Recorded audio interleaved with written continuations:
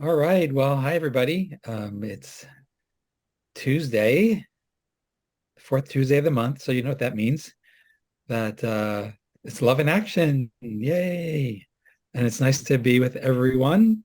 And yeah, and we thought today we would just maybe start with checking in with people about where they're at, what's going on, loosely over this topic of love in action and sharing, but really it can be anything. But we just wanted to give people a little chance to say something, and then maybe we'll play off of that, reflect a little bit on that.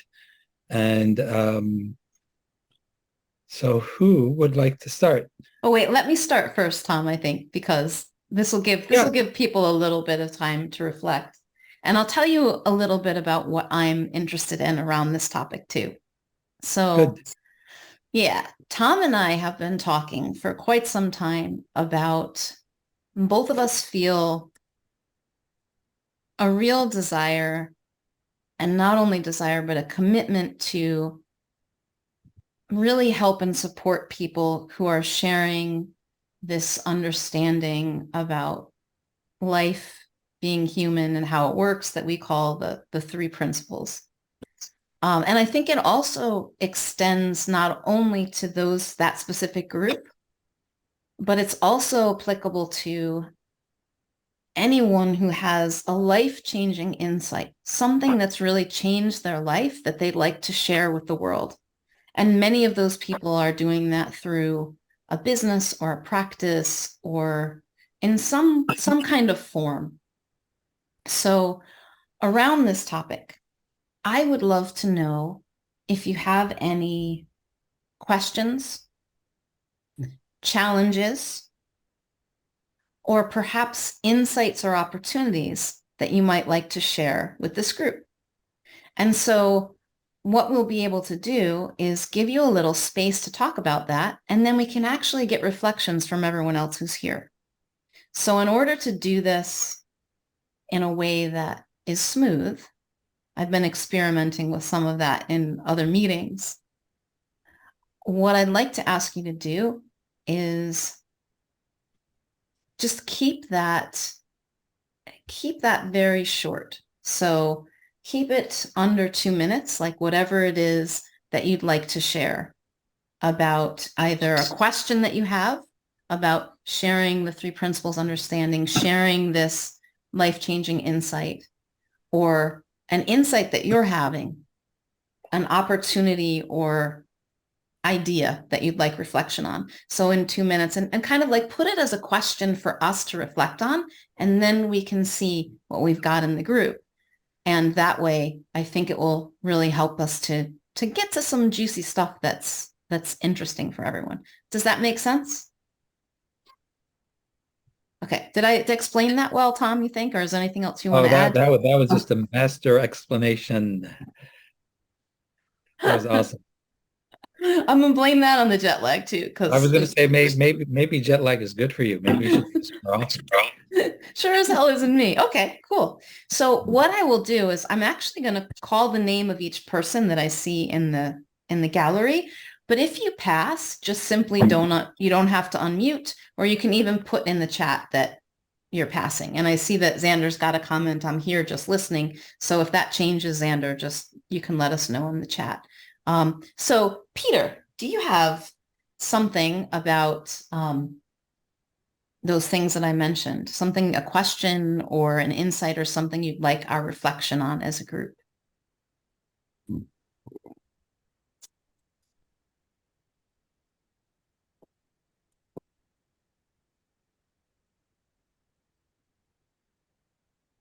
Let me see if I can turn it into a question. Um, but my observation is um, that uh, at least every week, if not more often than not, I find myself deepening into an awareness. For me, it particularly is facilitated by my doing Qigong and by taking walks where I'm really tuning into my body felt sensations both those things take me away from thinking. Um, and uh, it's just, I've noticed uh, multiple times a day in the last couple of weeks that when I'm breathing, this is the poor man's unitive experience.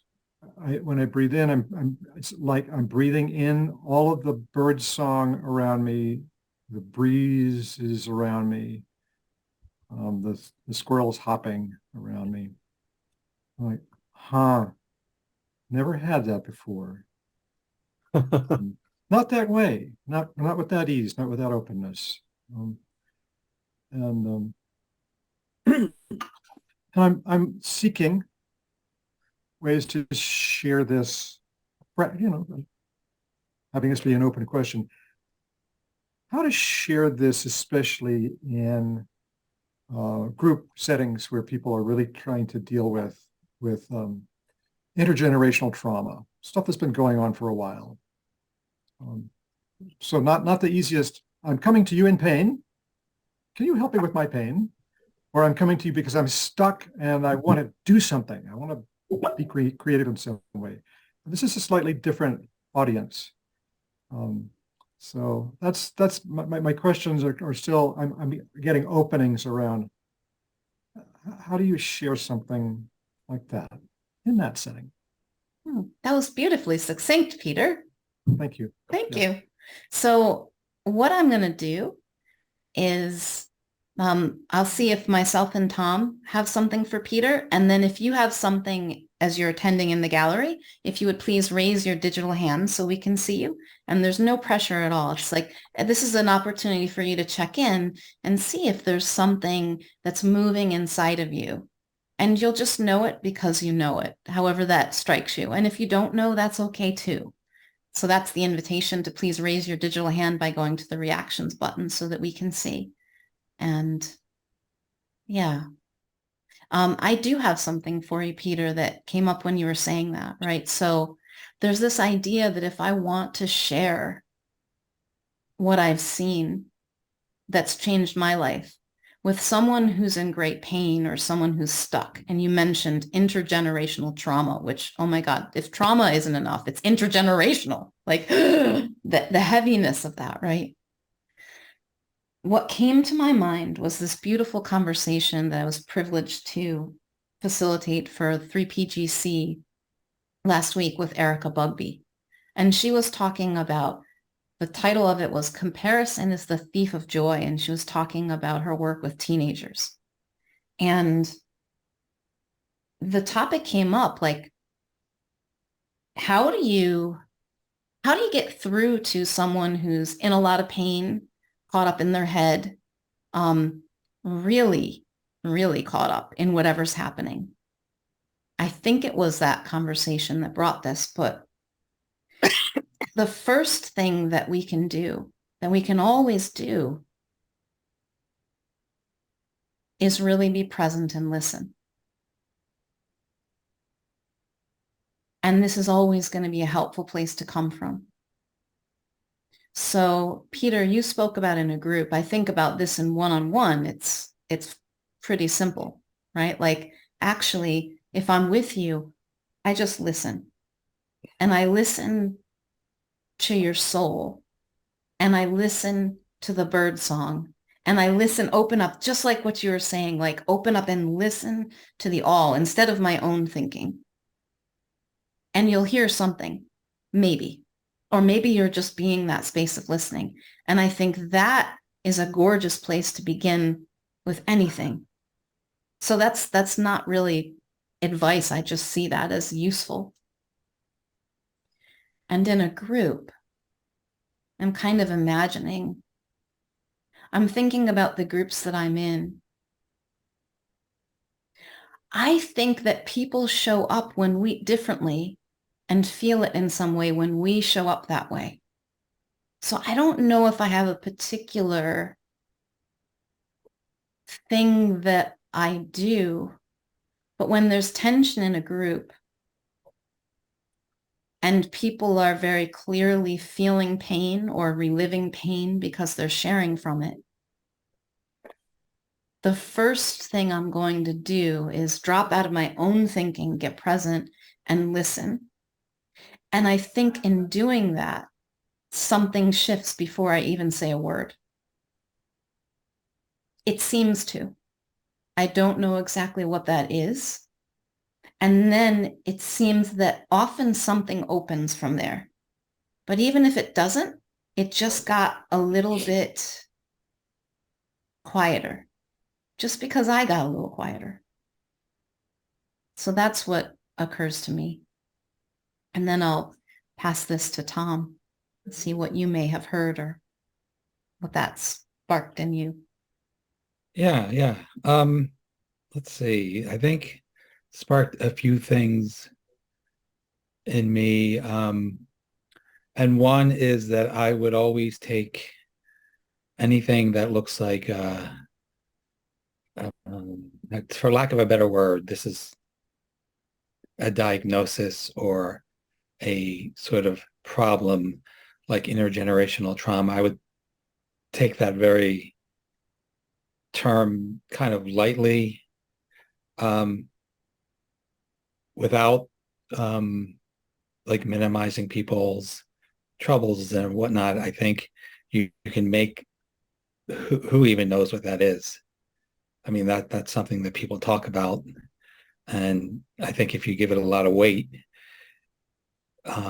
you're kind of screwed in a way, because I don't really think there's a way to I wouldn't. I mean, I guess part of the way I would say I would have no idea how to talk to someone about intergenerational trauma, or even trauma as it's kind of talked about a lot. All I know is my own experience with things in my life that I would call traumatic, and what actually is helping me in every moment. So I kind of often will hear people say things like, well, I'm going to talk to people who have eating disorders, or I'm going to talk to people with this. But to me, it just, it truly is all the same. It's like what helps, what's healing. And it's very, and this is just me, I stay at a more universal level. And one of the things that I've been really has been alive for me recently is when talking to people, is instead of trying to give them new information, especially about something called the three principles that they may never have heard of, that instead to reflect with people on what's already working, what's already happening. Because to me, the way I see it, and the thing that actually helped me is what we call healing is going on all day long. I mean, we're getting upset, we're being healed, we're getting upset, we're being healed, but we're missing the fact all we see is the upset. We don't see that it's something in us right at the ship again, for lack of a better word. We went on, we got upset again. So there's great power in pointing out to people and getting them reflective on what's already helping them. Again, this is my personal opinion, and maybe it shows I'm a little even off base of what I'm saying. There's so much people are talking about trauma in a way that it just doesn't make sense to me. I mean, I know people, we all experience trauma, we all have experienced trauma, but it seems like it's being made into something that's heftier than as an idea than it really is.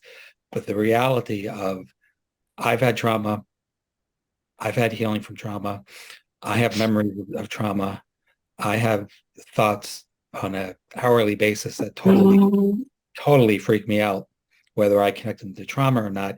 Yet there's something else going on that is healing, that is natural, that's always happening. And so if we can just maybe get the conversation and the reflection going in that direction a little bit, people can see things. People can see things when you're not even trying to deal with what you would say their particular issue is. So yeah, that's kind of, and I always want to be careful when I talk about this, because I do not want to offend anyone who has trauma or who feels they have some expertise in trauma that I don't have. I'm just kind of speaking from what I see and with the intention of the important thing, as people will often say, it's important to be trauma informed. It's equally or even more important to be healing informed. So if you know something about healing, maybe that's the bottom line. If you know something about healing, if you've experienced it, if you can see that happening to other people, that's to me, that's what's going to help them. So that's what I think. Mm. Thank you, Tom.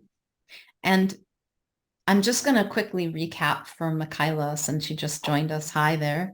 That we're opening this up for, I'm going to call on everyone who's available, and not everyone is. Some people are just listening, to share maybe a question or an insight, something you're seeing that you'd like to either share or have us reflect on regarding a life-changing insight, or sharing this thing that we call the three principles with the world.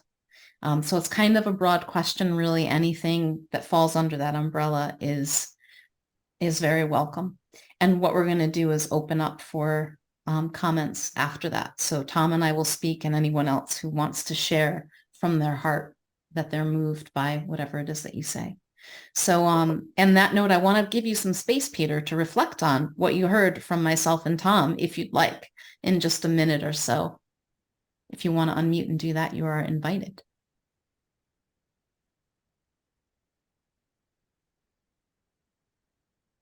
I see him frantically looking for the mute button. Is that what you're doing? Exactly. It wanders all over the place. I don't know what happens to your mute button. Yeah. So yeah, no, thank you. Partly I'm grateful, my note-taking addiction is like relieved by the fact that I know that this is being recorded. It's like, damn, I get to go back and listen to Stephanie's overwhelming wisdom and Tom's recipe for world peace. It's like, so I'm really, so not to make too much of a joke, but I'm grateful for video recordings. Yay. Yeah. So Stephanie, what I can recall, this was so many minutes ago. Yeah, I was just put in the mind, one of the, for me, uh,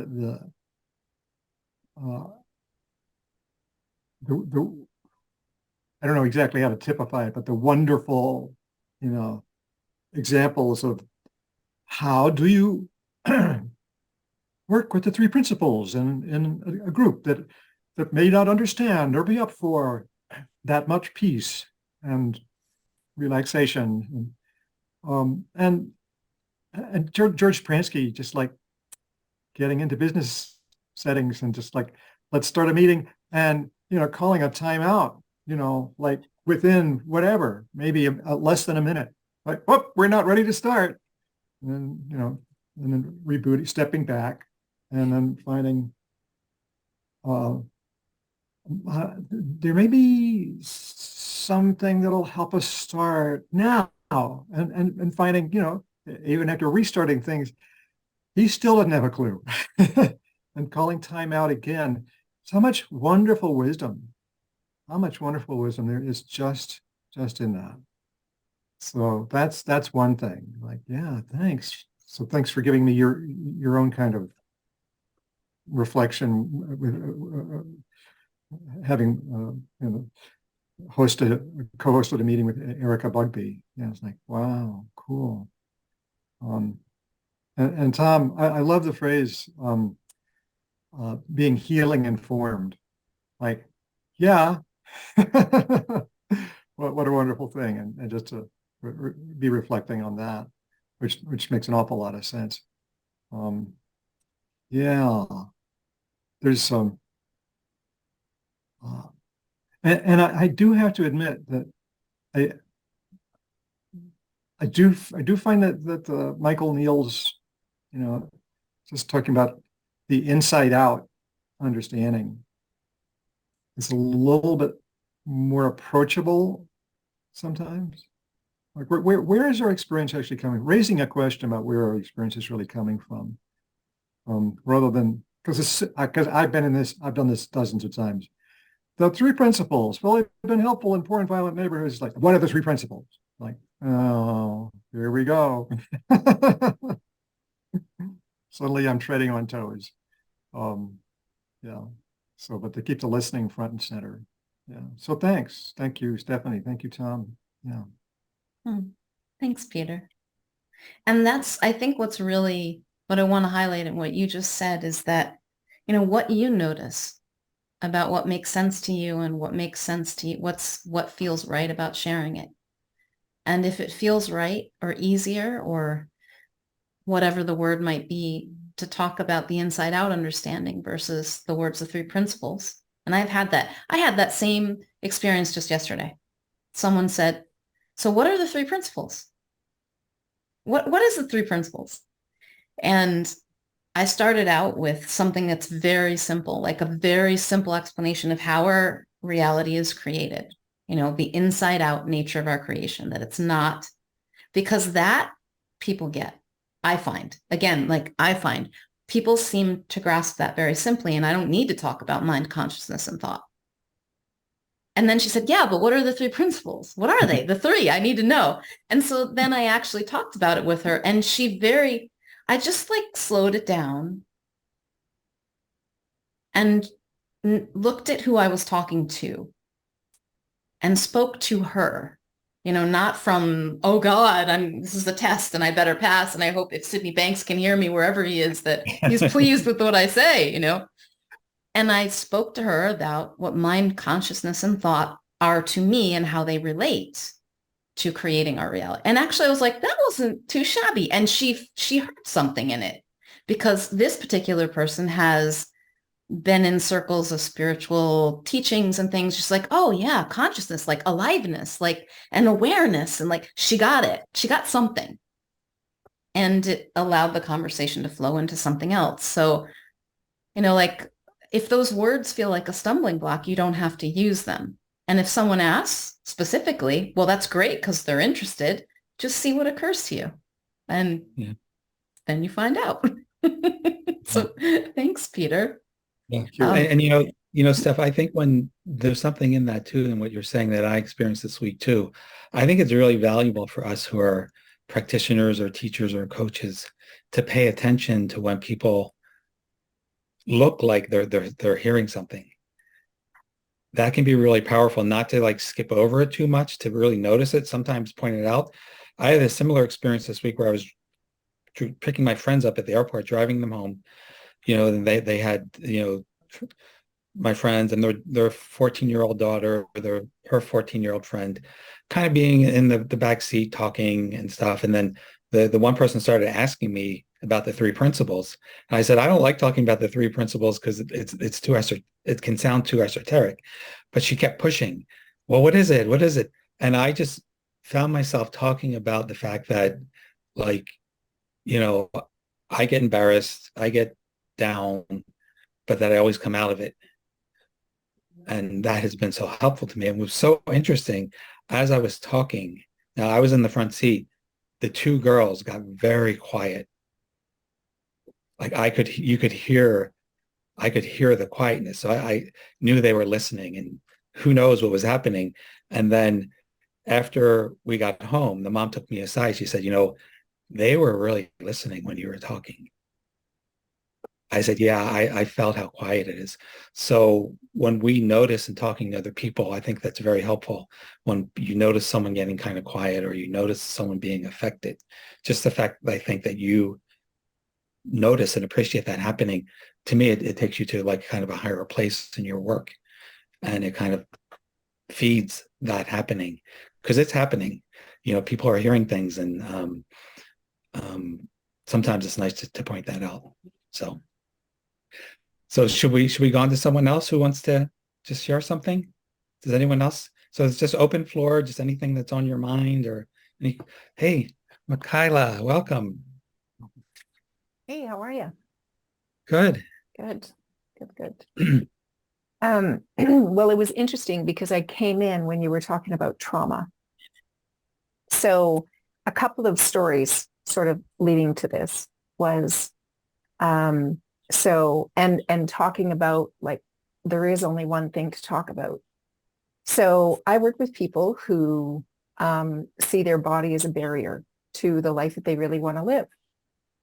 And a few weeks ago, I was driving with my husband and I said, oh, there's someone here who he was on an Olympian. He's an Olympian. He won with his team a speed skating silver medal. And it's like, hey, I want to talk to Jason. And then I thought about my cousin's son-in-law who is a bodybuilder. And so when he shows, it's like, it's a thing. It's a big thing to prepare. It's like, I want to talk to him too. And there's this other woman who lived close by who just transformed her body into, anyways. So the next day I met a 3 principles coach. It was in a little, totally, it was hilarious that we were all 3 principles coaches in this little networking thing. But I said, okay, but he works with elite athletes because he was an Olympian. He was a high jumper. So it's like, I'd like to talk more. So we had a meeting this week and I didn't even exactly know what questions I wanted to ask. I just knew that there was something to see. So as I'm formulating questions, the questions kept falling because it's like, there's no questions here. It's all the same. It doesn't matter it doesn't matter what's going on in their mind. It's all, the answer is always pointing back to the same thing when there's any kind of, rub, any kind of friction. So that was really cool to see. So it was just like another big chunk of ice just went clunk and, shattered. It's like, okay, where else do I see that there's got to be something more here? So funny. Then this morning I wake up to an invitation to, you guys know Rudy and Jules. I don't remember their last names. Yeah. Well, it was an invitation. It's a call, I think, right after this, but it was about trauma. It was about trauma in the body or something like that. And I thought, and it was going against some things that what I see. And one was, that the body mind connection is a myth. And it's like, oh, I love polarizing things. So, if you ever, I just wanted to finish off. So this, his name is Matt Roberts. He's the 3P coach that works. He was an Olympian high jumper and now works with elite athletes. But what we agreed on was that, yeah, we're always pointing to the same thing. But if we just said, hey, I'm pointing to this, do you want to come in and work with me? The people that typically, they're not going to come. So he needs to speak to an elite athlete in language that they will connect with. I need to speak in language out in the marketplace where someone will connect with, I could maybe transform my relationship with my body. And really what they really want, they want to lose weight. They want to not feel old. They want to not, like it's all these things that I was so resistant. I still can feel really resistant to speaking those languages, to speaking to that. But I get it. I get it. That they're going to miss out if I don't say the words. So the other thing that Rudy and Jules were talking about was this myth about the body-mind connection. So I don't know. Well, guess what I did? I signed up to hear their talks because I want to know what am I not seeing? Are we actually seeing the same thing? And they're just taking some kind of a marketing ploy, like some kind of polarizing thing or going against because it totally could be that. But now I'm curious. If there's something to see differently, I want to see it. So anyways, just thought I'd share that because there is something that they're talking about trauma. So I'm curious. Hey, that was kind of it. Thanks for listening. Yeah. Thank you Ooh, for the games, sharing that, we Mikhail. play. Yeah. I like that a lot. You know what? I see Mika's hand. Do you have something for Michaela? Or is it something else? Just in general about the conversation. Okay, hold on just 1 minute then. So I'll come right back to you. Yeah. Thanks, Mika. it is really interesting, this always talking about the same things. I recently attended a Michael Neal conference, and I attended with my boyfriend, who'd never been to a Three Principles event before, but has heard me talk about what I've seen, certainly. And we have this term now. He's like, stop Michaeling me, that, which sounds better than 3Ping on me, like, because it's not me preaching or coaching. It's actually just me talking about how the world looks to me. Anyway, that's an aside. So we're at this event, and he says to me, I don't understand why you keep coming to these programs. It seems to me like you kind of get this. Of course, I laugh at that. Like, I get this? Really? And what I've started to see in this is that, for one, sometimes what gets us in the door is something very specific. I want to feel better in my body. I want to lose weight. I want to be a better coach. I want to be better at sharing the Three Principles understanding. Gets me in the door. But what we do there is we go to the universal. We go to the nature of truth. And there's always something new to see there. And then when I come back to my situation, my little personal drama, question, desire, whatever it is, it looks different. And so as long as I keep having experience of truth, and something inside of me says, show up for this conversation, I'm going to keep showing up for that conversation, because it's always new when I show up looking and exploring in the direction of truth, regardless of whether I've heard the stories and the metaphors and the informational content a million times. That's not where it is.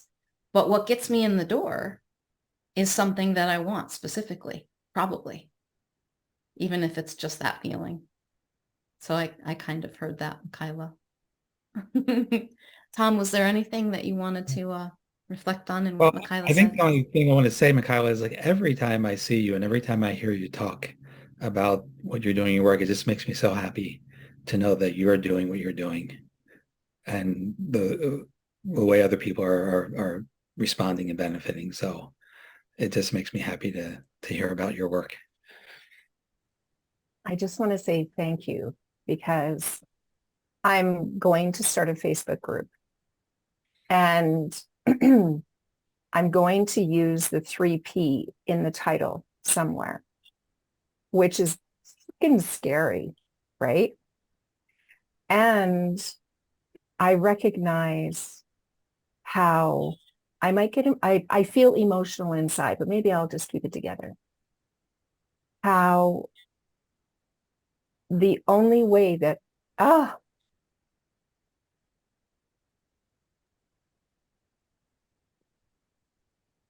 I'm scared shitless, because the only way that I feel I can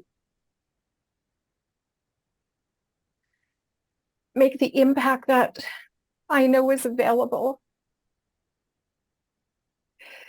is to be really honest.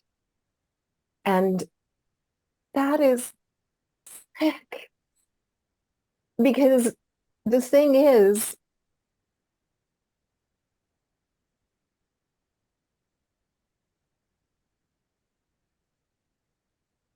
I don't know if someone's going to lose weight or feel better being the age they are, or being in the skin they are, or any of that. I don't know that any of that is going to change. The chances are good, because I've seen it change in my own body over and over and over when I get focused on what feels good to me, on the things that I truly want to do. My body changes. I start to eat differently. And guess what? Where it comes to business, I abuse my body. Where it comes to thoughts about business, I push moving my body in the way that I really want, because I think I don't have time, because I just have to get this done. I just have to figure this out. I just have to. And then I'll drink a lot of coffee with creamer in it that makes me feel bloated and stuff. So it's like, I have to be really honest to say that every day we are being faced with something. I'm 58. All of these years since I was a kid, I was faced with things about weight and all of this, like weight and how you should look and shouldn't look and all of the things. Even just 2 days ago, my daughter wanted to go shopping for a dress to match her boyfriend's shirt. And I said, the boyfriend cannot buy his shirt until the dress is purchased, because that's just the way it goes. Because you can buy a million colors of a shirt, but there's only, so we have to find a purple dress. My daughter does not wear purple. And she and I are like this when we shop. So we had a big blowout. We're going to go shopping this afternoon again. So I'm just saying, like, the body, I mean, it's not just the body. There's money, there's time, we bump into it all the time, and there is no quick fix. And I just really have to be honest that there is no quick fix. Sorry, people. Sorry. Not sorry. Like, you know, I'm very scared and also thrilled, and I'll probably cry. And I don't know how many people, most people have seen me cry somewhere online, somewhere. So maybe it's just okay. But anyway, I just want to say thank you, because it's like, to be really, really honest and really, really real, that, yeah, this is like a magic button. If there was an easy button, this is it. But it's like that watermelon seed. Oh, frick, you know, it's hard to, you can't stay on top of it 100% of the time. So I just want to be really honest about that. So anyway, thank you. Thank you for listening. I'm unwinding things, because this was the week. It might be next week. We'll see. Anyway, yeah. You know, hearing you say that, Michaela, for me, makes you credible. As soon as you say, there's no quick fix, there's no one size fits all solution here, but what I've got is amazing. What I've got to share, it's changed my life. You know, that's for me in the business realm, working with people inside of business who are looking for the strategy and the proven formula. I had to come to the place where I say very clearly, I remember the first time I said it and really meant it, like, I don't lead with strategy. I do not have the answers. The other day in conversation, I was talking to someone and she was asking for advice and clarity on what to do in my business, which is what people do often when they come to a business coach. It makes sense, right? And I said, look, do you think I know what you should do with your business? And she looked at me and she was like, no. I was like, you're right. I don't have a clue. I may have ideas and opinions, but who knows? You do. And like, that's the truth that I'm going to share that's changed my life and my relationship with business. It's not do Facebook ads or content marketing or, like, hey, there are plenty of people that'll teach that to you if you want it. And the people who respond to me have been around the block enough to see that that's bullshit people are selling out there when they try to say they have the answer for you.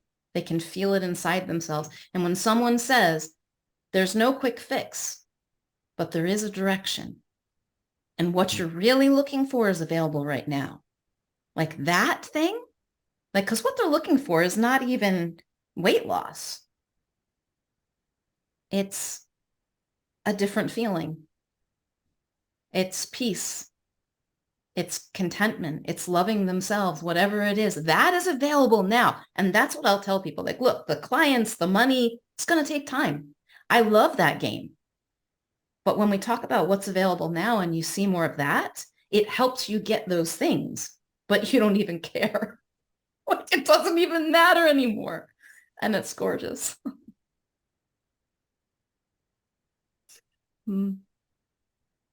So I don't know, Tom, did you have anything, or shall we call in Mika? Because I know that we... No, let's go and talk to Mika. Yeah, because I rudely made you wait. That's okay. Well, get me while you can, because we've got big windstorms going on here, and that's why my internet goes in and out, and I'm so I lose you and come back and lose you and come back. Seems to be one storm after another here lately. But anyway, what was coming to mind for me, or kind of hitting home in this conversation, was not to minimize at all people's experience, but to not emphasize making it a thing,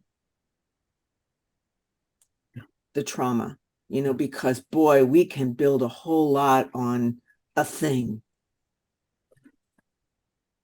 Because I feel that in our work, or for myself, it's going upstream. It is rising above the thing to what we're really made of and what's really available for us. So, and the other thing is, like, in the experience of in what I've experienced, in how the power of noticing without judgment,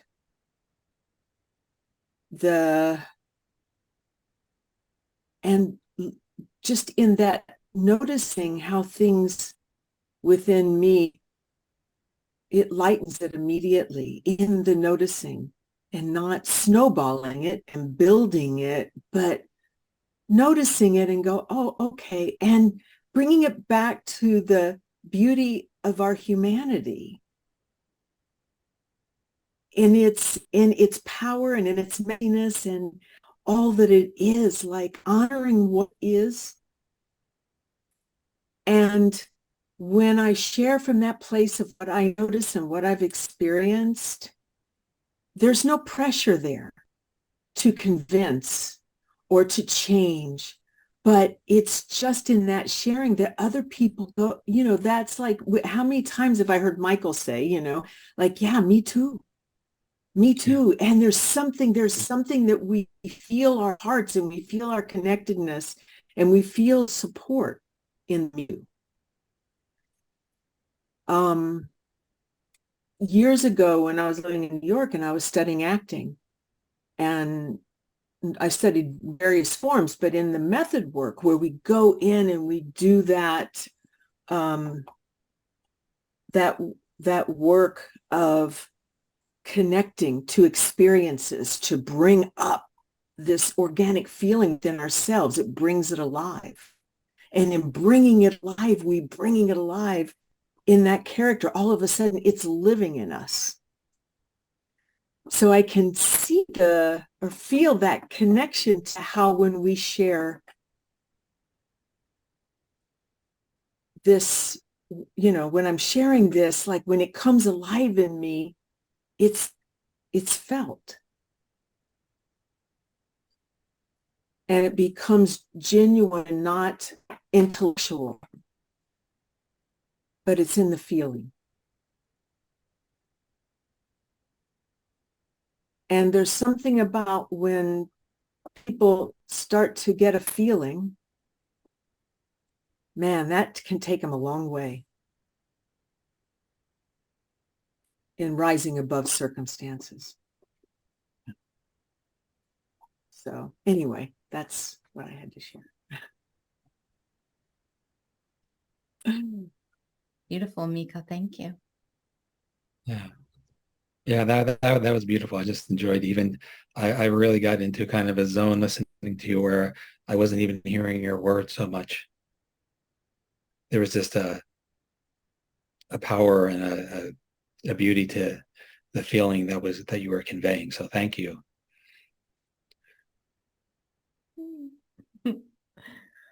Yeah.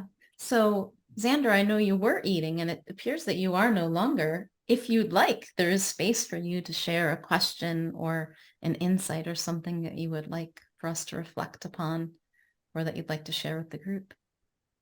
Yep. First of all, let me apologise for I didn't realise my mic was open when I was eating. And I know my mic's quite good, so I wasn't sure if it was how loud it was, right? So anyway.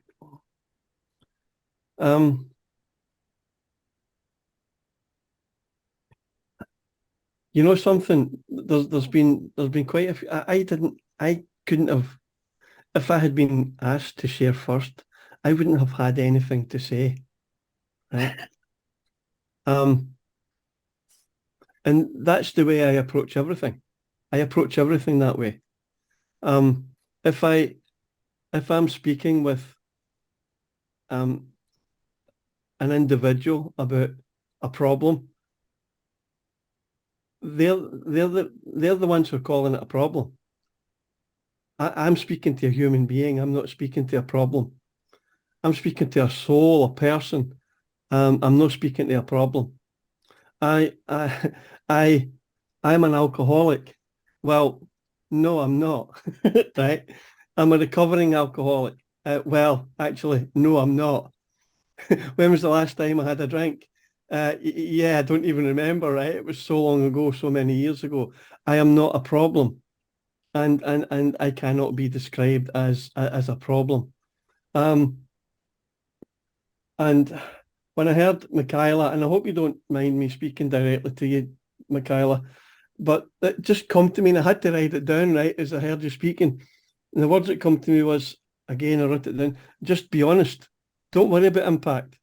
Impact is a manifestation of authenticity. Yeah. And somebody already said as much.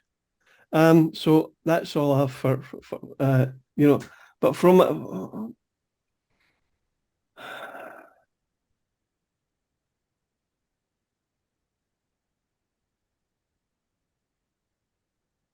I just keep seeing more and more, and it hit me, or it occurred to me. Didn't hit me. It occurred to me several years ago that it doesn't matter how much I see. I won't always be able to put it into words. And there's always more to see. Always. Even Sydney Banks said as much, right? And he had this big, massive, bright lights, vibrating experience type thing. Mine's wasn't quite as in, well, my experience back in 2012 wasn't quite like that. It wasn't like that. It was just a big.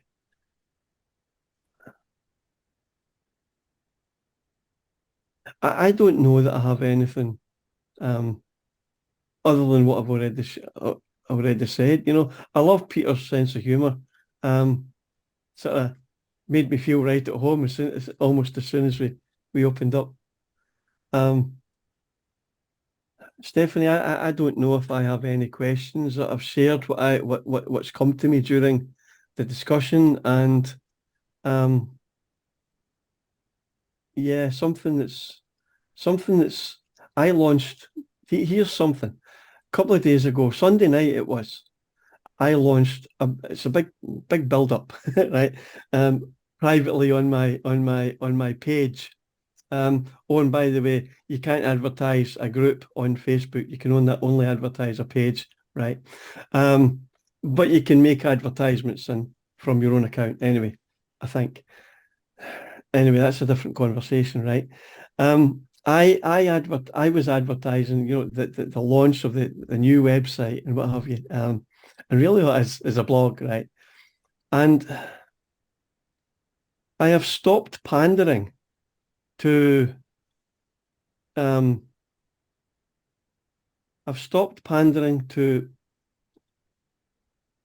common. I don't know how to say it. I don't know what the word is. But I can see that some things are some things are in danger of becoming a religion or like a religion, right? I'm not looking for a feeling. Sidney Banks pointed to truth, right? And it's what he meant what I see, and it's what I've seen, come to see, is it because I've listened and listened and listened. And what I hear when Sydney Banks says is if you're looking for truth, when you hear truth, it comes with a feeling. But don't dwell on the feeling.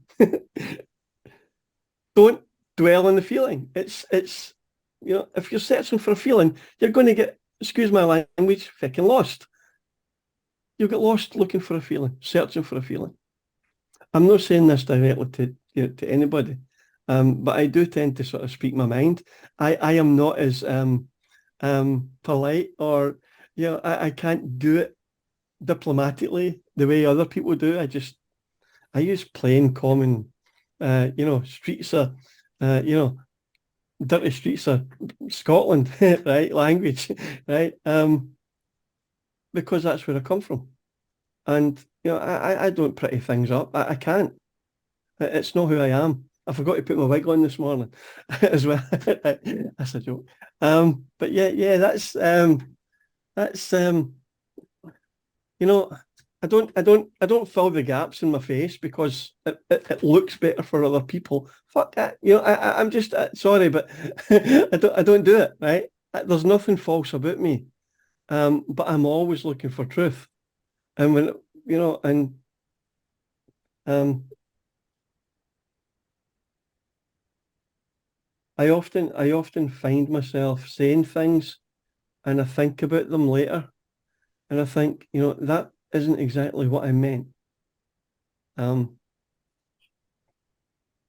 that's always changing. And that's another thing about not talking to, not speaking to an illness when I'm talking with someone.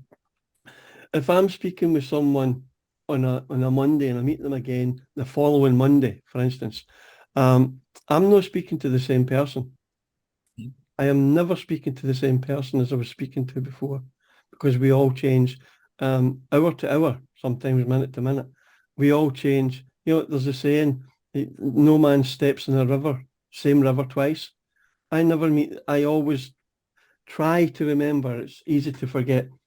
Try to remember when I'm speaking with my friend, my best friend, one of my best friends, there's Johnny and there's Jim. And when I'm speaking to both of them, I know who they are. I have history with them. I have memories about them. And I know information about them. But regardless of that, they will have changed, inevitably have changed at some level the next time I see them. And I try to remain aware of that. It doesn't always work. It's not always there, right? It's not in the forefront of my mind all the time. But it's, yeah. Sorry, I've kind of went on, but I'm not speaking to an illness. I'm not speaking to a problem. I'm speaking to a human being, a soul, heart to heart, not mind to mind. That's what comes to mind right there. So that's all I'll say. Thanks, Sander, and congratulations on the launch of your website and blog. I think you are a beautiful example of exactly what you said, that the truth is found in authenticity. I think you said something like that. We can look through the recording, but like that, or, it's like, that's where we hear the truth. You being your authentic self, no frills, no holding back. This is what I see. It's perfect.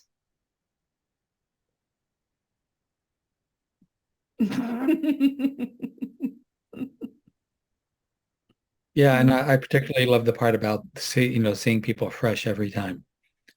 And that's if we can just do that, wow. How many times maybe someone said, "Hey, I want to talk to you about this problem," or "I'm really upset," and it's days later to just go into that conversation. Well, who knows? Who knows where they're at now? That may be totally gone. It may, don't assume they're still where they were, where they seem to have been. So that's very valuable. So thank you for that.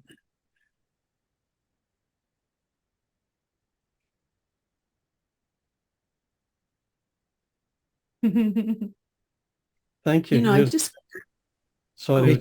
um, Going to oh say no, I just, something that came to mind. I just wanted to throw out there for Peter, and that, I mean, just in terms of talking about, trauma if you were interested in exploring that more. I don't know if you know Rob Cook or not, but Rob Cook has a whole, I mean, that's kind of he talks a lot about that. So you might look at some of his work, and he has a lot of recordings too on the 3PGC site. So I just thought I'd throw that out there.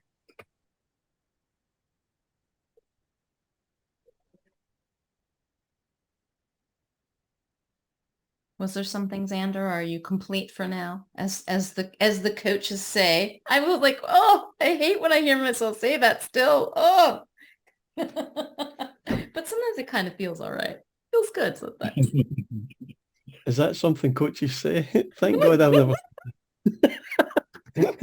No, In some worlds. I just wanted to say thanks, Stephanie and Tom, for your response to what I said. It was um, surprisingly encouraging. I don't mean that you surprised me. I mean that I'm surprised. It's not coming over good at Well, all. I'm surprised sometimes too. Stop So. while stop while I'm behind. Bury that shovel, right?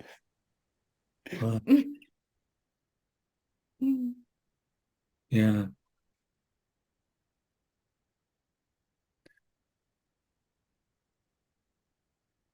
Well, this has been wonderful. It's been a really it's so interesting. Every meeting has a different feel to it. And this felt very deep and very light at the same time. So I really appreciate everyone and being here and having this opportunity. Yeah, thank you. I just love how we can show up in a space and listen, and something emerges. And I learn more and more to trust that in a group. I think it's phenomenal to just know that it's going to show itself. It always does. And we can come with a topic or we can come without one. And either way, same deal. Love that. Yeah. Thank you, guys. Thank you, Tom. Oh, thank you, everyone. Thank you. Have a Bye-bye. beautiful rest of your day. Yeah.